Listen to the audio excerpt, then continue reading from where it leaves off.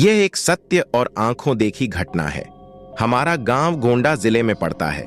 यह उस समय की बात है जब गांव में 18 से 19 साल की उम्र में सब लड़कों की शादी हो जाती थी। उनमें से एक मेरा मित्र रमाकांत भी है। उसकी शादी 3 साल पहले हो चुकी थी और अब उसका गौना भी आ गया था। उसकी बीबी बहुत निडर थी। इसको मैं निडर इसलिए बता रहा हूं कि उसकी निडरता एक दिन बहुत भारी पड़ गई थी।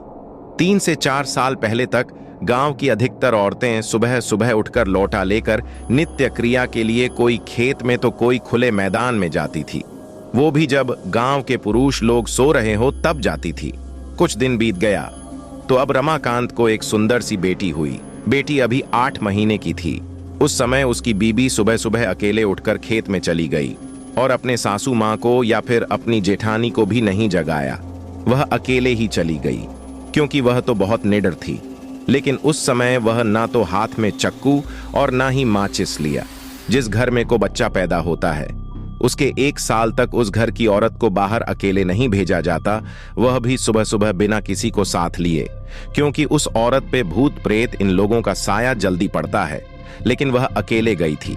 तभी वहां बेल का पेड़ लगा हुआ था। उस पर एक चुड़ैल घूम रही थी जो इसके साथ नहीं आना चाहती थी, लेकिन फिर भी वह आ गई। जब रमाकांत की औरत खेत से आई तो लौटा फेंक कर पलंग पर बैठकर गाना गाने लगी।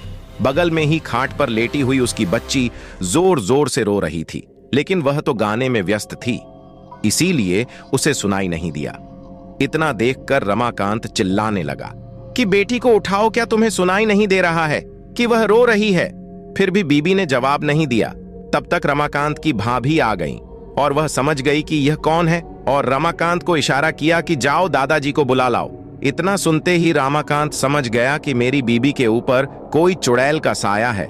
तभी भाभी ने दादाजी का नाम लिया। तब तो रमाकांत पलंग पर बैठकर दादागिरी झाड़ने लगा और बोला कि तुम कौन हो? यहां पर क्यों आई हो? क्या तुम मुझसे शादी करना चाहती हो? तब तक गांव की कुछ औरतें और कुछ पुरुष मजा लेने के लिए इकट्ठा हो गए। चुड़ैल ने कहा कि मुझमें तुम्हें क्यों दिलचस्पी हो रही है? क्यों मुझसे शादी करने के लिए आतुर हो? तो रमाकांत झट से बोला कि मैं कुछ काम धंधा तो करता नहीं, लेकिन अगर तुम साथ रहोगी तो धन दौलत लाती रहोगी। चुड़ैल ने हंसकर बोला, ऐसा कुछ नहीं होता। हमारे में भी कोई ना कोई मुखिया जरूर रहता है जो धन दौलत की रखवाली करता है। तुम चाहो तो हमारी दुनिया में चलो, तब मैं तुम्हें सब कुछ दूंगी, पर अभी नहीं क्योंकि तुम जीवित हो। रमाकांत समझ गया कि अब मेरे हाथ कुछ नहीं आने वाला है, तो उसने बोला कि ब्राह्मण परिवार में आते हुए तुम्हें डर नहीं लगा? और नीचे बैठे हुए सब लोग मजे लेते हंस रहे थे। तब तक दादाजी भी आ गए और बोला कि यहां से सब लोग हट जाओ और अपने अपने घर जाओ। इतने में रमाकांत की बीबी भी पलंग से नीचे उतरकर सिर पर पल्लू डाल दिया और चुड़ैल भी चली गई। तब रमाकांत मन ही मन बड़बड़ाने लगा कि इनको भी अभी आना था। अगर थोड़ी देर बाद आते तो क्या पता मैं भी माला माल हो जाता। बेचारा रमाकांत बहुत दुखी हो गया।